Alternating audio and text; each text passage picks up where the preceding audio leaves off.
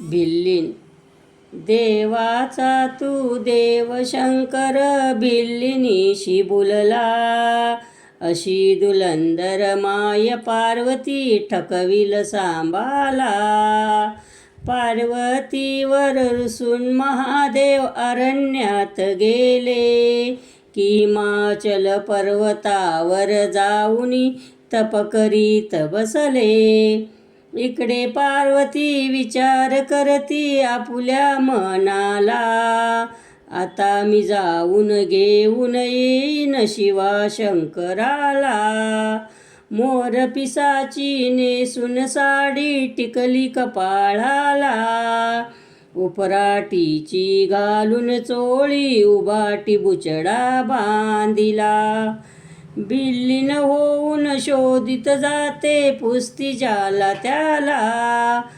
की लोक म्हणू लागले शंकर दृष्टी नाही पडला. शंकर दृष्टी पाहता गिरिजा हर्षली मनात.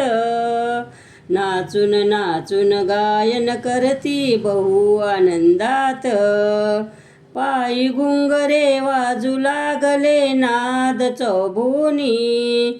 नेत्र उघडणी पाहू लागले शंकर त्रिभुवनी.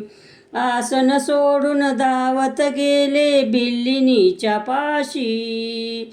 कोणाची तू कोण सुंदरी सांग आम्हाशी. सर्व भिलांचा माझा राजा अरण्यात गेला. मीच भिल्लून अस्तरी होऊन शोधित फिरती त्याला. इकडे कुठे सुंदरी व्रतार तुझा दाखवा आम्हाला. की हात त्याने भिल्लिनीवर टाकला. तसाच हात झिडकारोनी बोले भाषण. थटा नव्हे कामाची की शंकर सांभाळावरून. अरे शंकरा तुरे भाषणा बोलव कोणाशी. कळेन माझ्या व्रताराशी मुक्षिल प्राणाशी. तू है शंकर जगजेटी रनिवनी मी एकटी.